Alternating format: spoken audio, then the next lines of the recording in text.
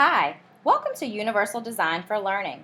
In this podcast, we will discuss UDL and meeting the needs of all learners in the digital age. I'm Alemnesh Allen, Intervention Resource Teacher, Special Educator, Lifelong Learner, and Technology Enthusiast. Hi guys, and I'm Arlayna Willis. I'm a second grade math and science educator, technology facilitator, and a lifelong learner as well. We are your hosts for today's show. Welcome to podcast number 1. Today, we will be exploring the Universal Design for Learning framework and how educators can use it to meet the needs of their students. Throughout our presentation, we've incorporated the use of Disney's Pixar's Minions to represent the learner variability that we encounter in each of our classrooms. In a moment, we will boldly explore where many educators around the world wish to take their practice.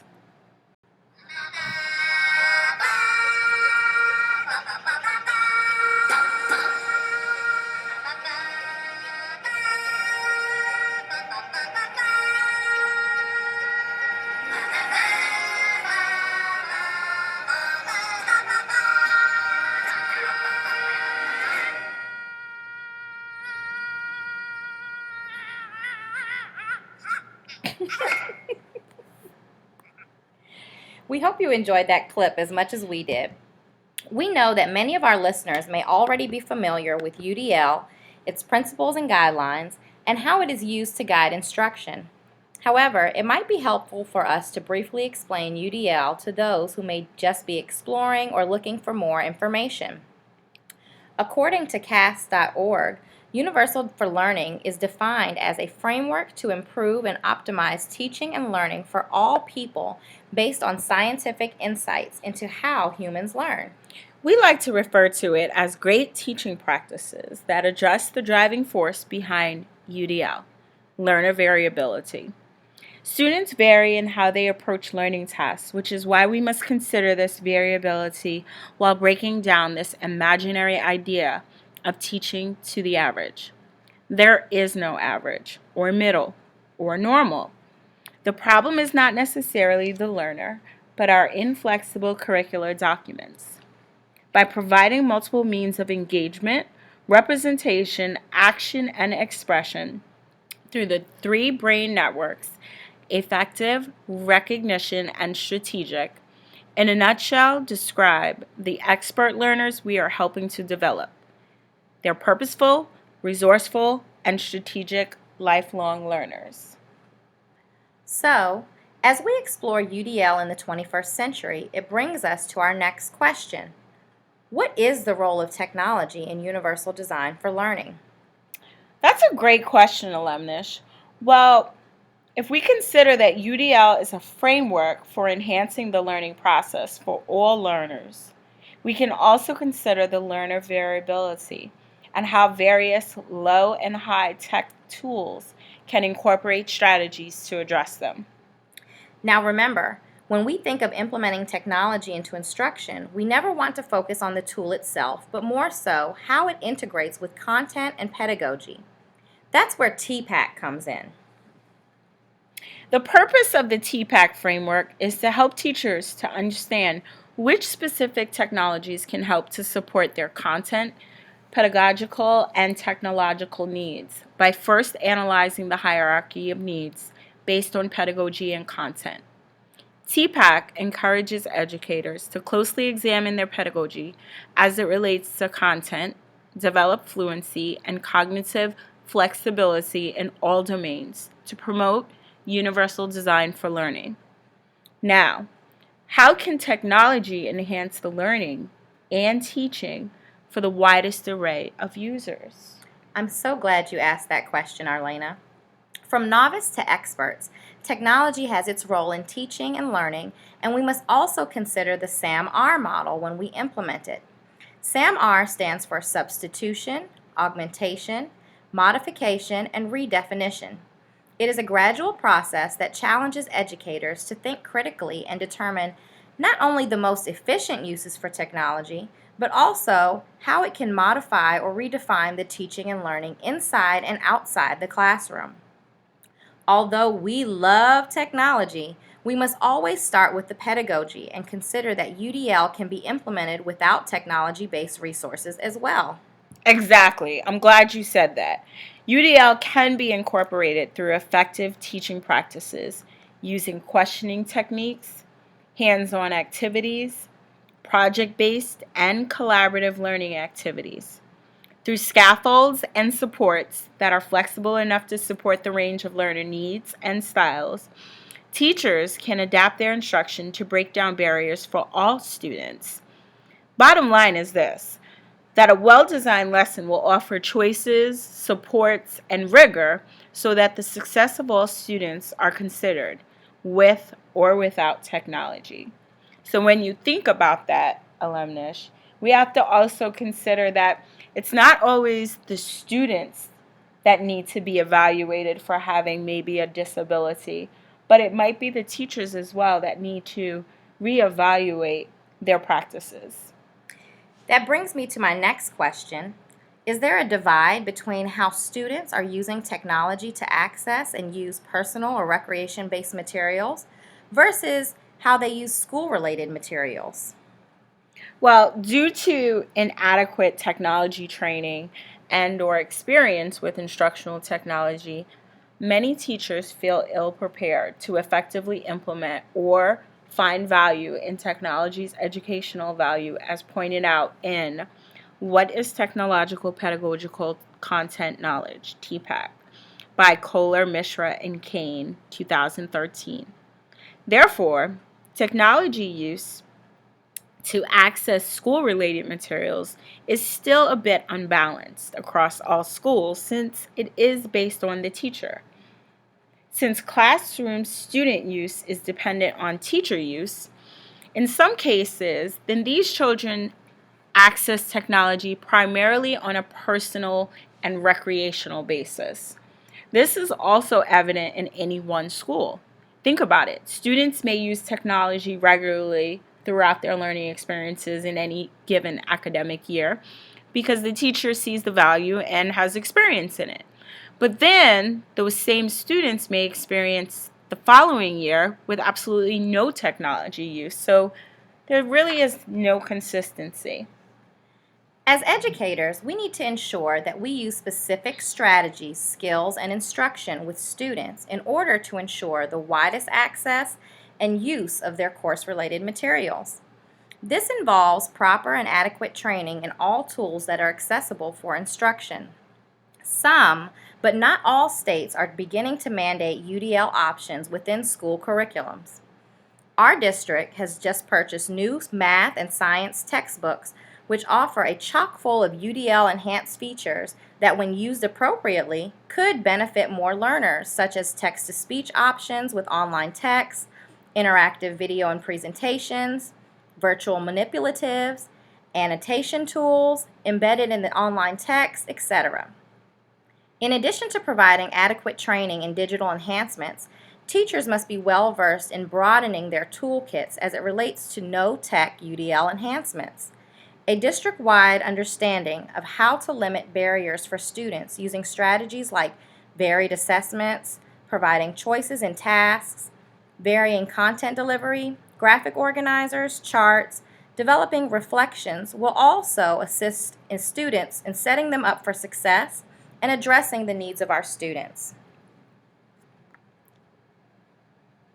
As you listen to this music, think about UDL and the students you teach.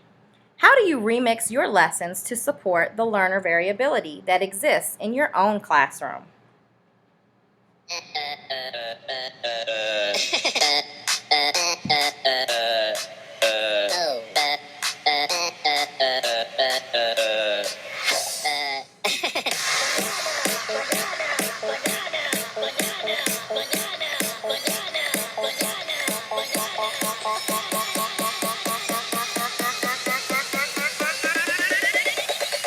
Tú le peras con la papaya.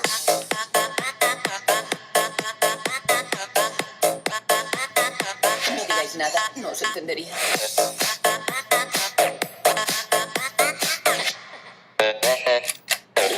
¡Será banana! Okay, so I was enjoying that a bit too much. So now, thinking about what we've discussed thus far, we must consider how students use technology in their day-to-day academic careers. I think it's safe to say that they use it a lot. I agree.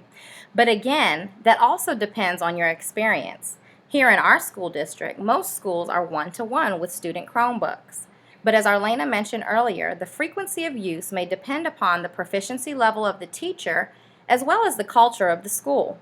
However, we found that many students in grades 3 and up are well versed in collaborating via Google Apps for Education. Right. Fast forward to the role of technology in their future life, and it plays a significant one in their post-secondary education, college, and careers.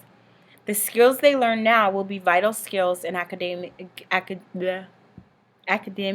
and the workforce. That's okay, friend.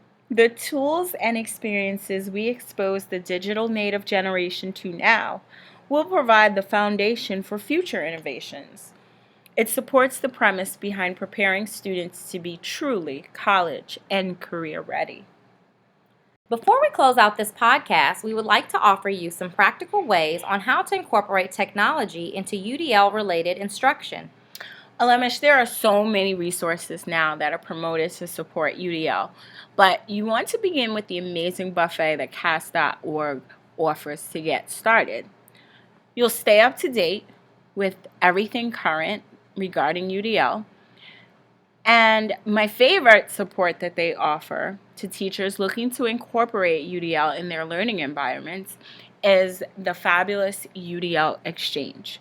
There you will find such a variety of resources shared by other educators to support your own instruction while integrating both the Common Core standards and UDL principles. Another great resource to check out is UDL Tech Toolkit.wikispaces.com. It's a little long, so I'm going to say it again. That's UDL Tech, T-E-C-H, Toolkit, Toolkit, dot Wikispaces, WIKISPACES.com. The tools there are organized by specific needs, and they highlight the variability we spoke on earlier.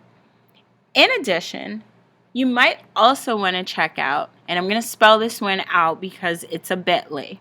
So it's bit.ly/28 capital Z, capital N, capital M, lowercase l, z. Again, that's bit.ly/28 capital Z, capital N, capital M, lowercase l, lowercase z. This curated list boasts a whopping 100, that's right, I said it, 100 tech tools for varying learners. I guarantee you're going to be able to find something there, one or more tools that will help support your intended UDL focus while you're planning. Remember that the key is to offer options that meet the needs of your learners. We would like to thank you all for tuning into our podcast. We hope that you can walk away feeling better equipped to support your learners, be more flexible, more responsive, and more importantly, have added to your toolbox. Before we go, we want you to write down one specific thing you'll do differently for your students. It could be a tool you plan to use, a new strategy, maybe even a lesson that you'd like to take to a whole nother UDL level. Tweet us your response. And also, why don't you go ahead and follow us while you're at it? Follow us on Twitter at Miss A. Willis and at Alemnesh _Allen. That's ALEMNESH _Allen, just like you see on the screen.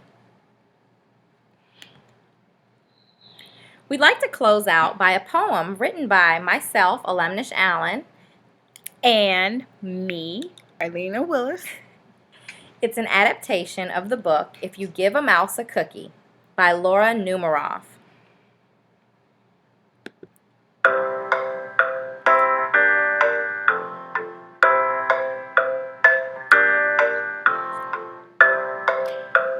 If you give a child UDL, if you give a child options through UDL, you will begin to break down learning barriers. Once you break down the barriers, he's going to want to learn. The more he wants to learn increases his motivation. When his motivation increases, the more he will value his learning experiences. If you give a child value in his learning, he will believe his learning is not fixed. If his learning is not fixed, he will begin to seek more resources. If he seeks more resources, he will become more knowledgeable. The more he increases his knowledge, the more he will communicate and collaborate with others. The more he collaborates with others, he will learn new strategies. Then he will begin to apply new strategies towards reaching his goals. If he sets goals and strives to reach them, he will begin to take ownership of his learning. And then, as time passes, he'll develop a growth mindset and become a lifelong expert learner. And chances are, as an expert learner, he'll begin to break down his own learning barriers and want more experiences through UDL.